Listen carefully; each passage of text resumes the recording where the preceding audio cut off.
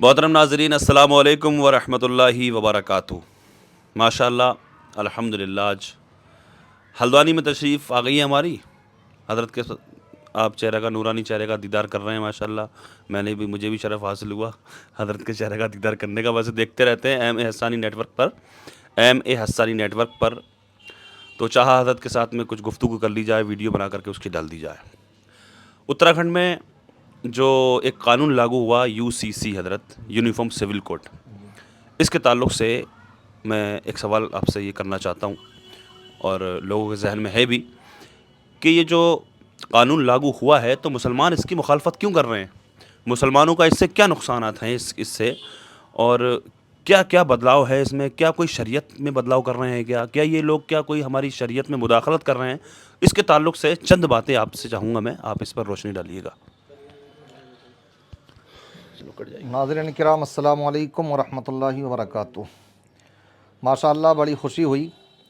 ویسے تو معروف بھائی سے فون پر شاید کوئی دن ایسا ہوتا ہوگا جو ایسے ہی گزر جاتا ہو اور گفتگو نہ ہوتی ہو، یہ ایک محبت کی بات ہے، مگر ماشاء اللہ ان خوشیوں میں چار چاند اس وقت لگ جاتے ہیں جب کہ معروف بھائی ہمارے گھر کو بھی شرف بخش دیتے ہیں۔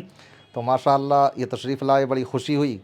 وقت بڑا شورٹ ہے اور آپ جانتے ہیں کہ جو خدمت خلق کے نام پر ایک انہوں نے تنظیم چلائی ہے، فاؤنڈیشن ہے، تو غریبوں کی مدد کرتے ہیں، تو بہت سے لوگوں کی مدد کی ہے۔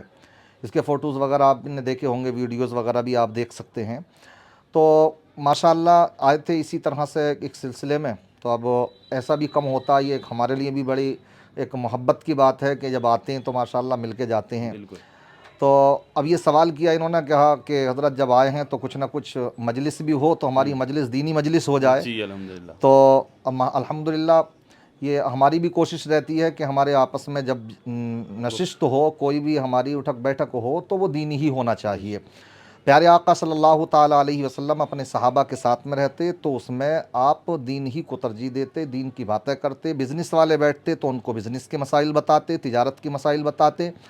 بہرحال ہمیں دین ہی فوقیت رکھنا چاہیے، دین کو آگے رکھنا چاہیے۔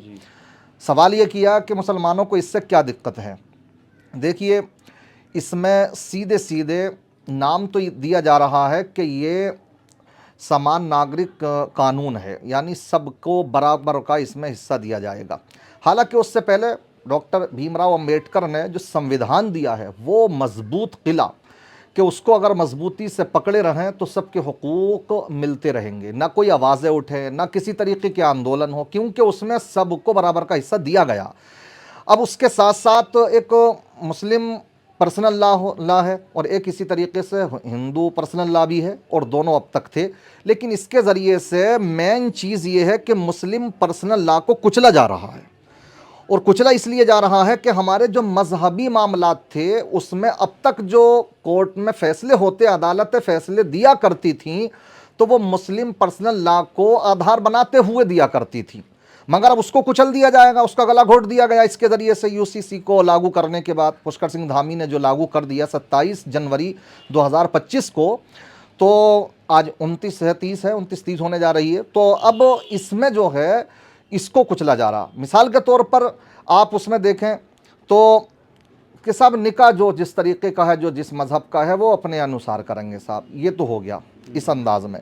اب آتا معاملہ طلاق کا، تو طلاق کا معاملہ شریعت میں یہ ہے کہ قرآن فرماتا بیدہ عقدۃ النکاح، کہ یہ طلاق دینے کا جو ادھیکار ہے یہ مرد کو دیا گیا، لیکن اس کا ہرگز مطلب یہ نہیں کہ عورت کو مجبور بنا دیا گیا کہ اس کو ہر حال میں رہنا ہی ہے۔ اگر وہ شوہر کے ساتھ نہ رہنا چاہتی ہو، اس کے حقوق پامال ہو رہے ہیں، تو تب بھی زبردستی اس کو رہنا، ایسا تو نہیں دیا شریعت میں، ایسا نہیں کیا، بلکہ شریعت نے اس کو یہ ادھیکار دیا ہے کہ وہ خلا طلاق لے سکتی ہے۔ تو کہیں نہ کہیں ادھیکار تو ہے، لیکن ادھیکار جو رہے گا طلاق دینے کا وہ مرد کو ہی رہے گا، اس کو وہ اپنا مطالبہ کر سکتی ہے گی۔ اس میں حکمتیں ہیں، بہت سی حکمتیں۔ اب کیا ہو گیا اس میں کہ جیسے مرد طلاق دے سکتا، تو اب UCC لاگو ہونے کے بعد میں کبھی اگر عورت یہ چاہے کہ میں طلاق دینا چاہتی ہوں اس کو، تو وہ طلاق دے کر کے جا سکتی ہے، اور یہ شریعت کے خلاف قانون ہے۔ مسلمان کبھی بھی اس کو کبھی بھی تسلیم نہیں کر سکتا اس کو۔ ایک چیز یہ ہوگا، اس لیے مسلمانوں کو پریشانی ہے۔ اس کے علاوہ اگر ہم آتے ہیں وراثت کو لے کر کے، تو وراثت میں اب اس میں ہماری شریعت کا اپنا قانون ہے، ہر مذہب والے کو اپنے مذہب کے انوسار زندگی گزارنے کا ہمارے سنویدھان نے یہ اختیار دیا ہے، تو اب وہ اسی پر اگر چلے تو کسی دھرم کو بھی کوئی اپتی نہیں ہوگی، نہ مسلمانوں کو۔ لیکن اب کیا ہوگا، اب اس میں یہ کیا گیا لڑکا ہو یا لڑکی ہو اس کو برابر۔ اور ایک مزے کی بات اور بتاؤں اس میں آپ کو معروف بھائی، میں اور معروف بھائی تو ذریعہ بنے ہوئے ہیں، آپ سب لوگ بھی سنی رہے ہیں ماشاءاللہ، کہ اس میں اگر لیو ریلیشن ہاں لیو ان ریلیشن کہ مطلب یہ ہے کہ کوئی کسی کے سمپرک میں آ جائے، لڑکی یا لڑکا، اس کو گرل فرینڈ یا بوائے فرینڈ کا لقب دیا جاتا ہے، اس انداز میں ناجائز تعلقات کہتے ہیں اس کو ہم، سمجھ رہے، اگر وہ کوئی قائم کر لے کسی کے کوئی سمپرک میں آ جائے، تو اب اس میں وہ بس اتنا کرنا ہے کہ اس کے ماں باپ کو بتلا دیں کہ یہ آپ کی لڑکی ہمارے ساتھ میں چل رہی ہے، اور باقی ایک تحریر دے دیں، اور اس کے بعد میں اگر بچے پیدا ہوتے وہ بھی لیگل، سمجھ رہے، وہ بھی مطلب قانونی جائز، اور ساتھ ہی ساتھ میں یہی نہیں بلکہ ان کو وراثت میں بھی حق دیا جائے گا۔ اچھا، ہاں، یہ بھی اس میں لاگو کر دیا گیا۔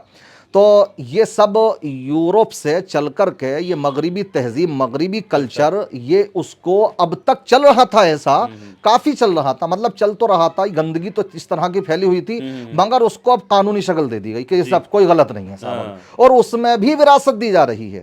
اب ہمارے اوپر یہ شریعت کے خلاف کیسے ہے؟ کیونکہ شریعت میں یہ ہے کہ لڑکے کو ڈبل حصہ ہے اور لڑکی کو سنگل حصہ ہے، تو اب یہ کیا کہتے ہیں کہ صاحب عورت کو اس میں مجبور کر دیا گیا، اس کا حق مار دیا گیا۔ ارے ہم کہتے ہیں عقل کے اندھو، تم نے تو صرف یہاں پر ہی دینے کی بات کی نا، شریعت کیا کہتی ہے؟ شریعت یہ کہتی ہے کہ باپ کی وراثت میں لڑکے کے مقابلے میں اس کو اگر آدھا ہے تو ابھی اس کو ایک جگہ نہیں ملنا، ابھی یہ شادی شدہ ہونے کے بعد میں جب جائے گی تو شوہر کی جائیداد میں بھی اس کا حق بنتا ہے۔ اللہ اس کو اولاد سے نوازے تو اس اولاد کی جائیداد میں بھی اس ماں کا حق بنتا ہے، بے شک، اس کو کئی جگہ ملنا ہے، ابھی انہوں نے باندھ کر رکھ دیا، اب نہیں ملے گا کہیں بھی۔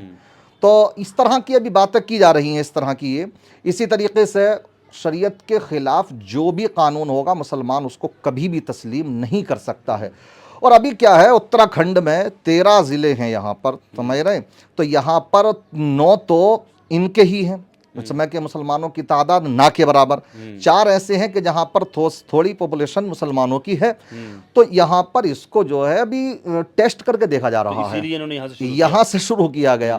دھامی صاحب زیادہ خوش ہو رہے ہیں شاید اس میں کہ یہ صاحب جو ہم ہیرو بن جائیں، ہیرو کوئی نہیں بنے گا اس میں، اس لیے ابھی تو بہت کچھ ہے، یہ تو ابھی آغاز ہے، ابھی انتہا کہاں، اس کو تو ایکسیپٹ کیا ہی نہیں جا سکتا، کیونکہ ہر کسی کے اپنے مذہب کے انوسار زندگی گزارنے کے، ہمارے اسی ہندوستان کے اندر اپنے اپنے الگ تہذیب ہیں، ثقافتیں، کلچر ہیں ان کے، وہ تسلیم کر ہی نہیں سکتے اس کو، نکلے تو ابھی یا باہر آئیں تو۔ بہرحال پھر بھی میں یہی کہوں گا کہ مسلمان اس میں اس طرح کے جملے نہ بولیں ہرگز، کہ وہ یوں کہیں کہ صاحب کیا ہو گیا ہے تو صحیح، کیا غلط کیا ہو گیا، اس طرح کے جملے بول رہے ہیں، جبکہ یہ غلط ہے، یہ قرآن و حدیث کے خلاف ہے۔ تو اس طرح کے جملے کوئی نہ بولے کہ صاحب کیا غلط ہے، سب صحیح تو ہے، نہیں ہے سب صحیح، آپ کی سمجھ میں نہیں آ رہا، کسی عالم کے پاس بیٹھیے، آپ اتنا تو کہہ سکتے ہو کہ ہم سنویدھان کو اپنے ہاتھ میں رکھتے ہیں، اس کو مانتے ہیں، تمہارا میجورٹی کی بنیاد پر بنایا ہوا قانون وہ تمہیں ہی مبارک ہوگا، اگر ہمارے قرآن و حدیث کے خلاف ہوگا تو اسے ہم تسلیم نہیں کریں گے، باقی سنویدھان کو ہم اپنے سینے سے لگاتے ہیں، سمجھ رہے ہیں۔ اس لیے قانون بہت سے بن چکے ہیں، اس سے پہلے بھی بنے ہیں، مسلمان زیادہ پریشان نہ ہوں، مگر ہاں اس سے کچھ تو عبرت حاصل کریں۔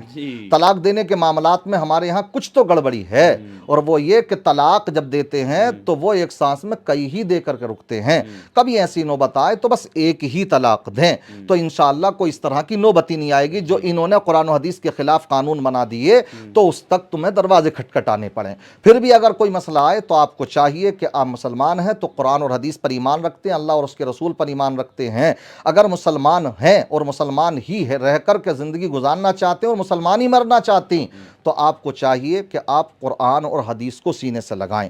باقی جو قرآن و حدیث کے خلاف ہوگا تو اس کو ہم تسلیم نہیں کر سکتے۔ اللہ فرماتا یا ایھا الذین آمنوا اتقوا اللہ حق تقاتہ ولا تموتن الا وانتم مسلمون، اے ایمان والو تم اللہ سے ایسے ڈرو جیسے اللہ سے ڈرنے کا حق ہے، اور تم مسلمان ہو کر ہی دنیا سے جانا۔ اگر دنیا سے آپ اس طرح کی باتیں جملے بول دیے تو ایک کفر ہو جائے گا, ایمان سے خارج ہو سکتا ہے. اپنے ایمانوں کی فکر کریں. باقی یہ تو ابھی ٹیسٹ کر کے دیکھا جا رہا ہے معاملہ. امید ہے انشاءاللہ تنظیمیں اور تحریکیں بھی اس کے خلاف آوازیں اٹھائیں گی. جو بھی قانون داں لوگ ہیں وہ اس کے خلاف آوازیں اٹھائیں. تو ہاں, تو اس لیے جو ہے یہ جو بھی ہمارے ماہرین ہیں اور جو بھی رہنما لوگ ہیں, صحیح رہنما دینی دنیاوی, تو جو بھی اس میں صحیح فیصلے لیں گے اس کے مطابق انشاءاللہ عمل ہوگا. اور فی الحال ہم یہی کہتے ہیں کہ جو قرآن و حدیث کے خلاف ہے تو اس کو ہم تسلیم نہیں کر سکتے ہیں. اللہ کی بارگاہ میں دعا ہے اللہ تعالیٰ مسلمانوں کے حق میں بہتر فرمائے, ہم سب کا خاتمہ ایمان پر فرمائے, قرآن اور حدیث پر مر مٹنے کا جذبہ عطا فرمائے. السلام علیکم ورحمۃ اللہ وبرکاتہ.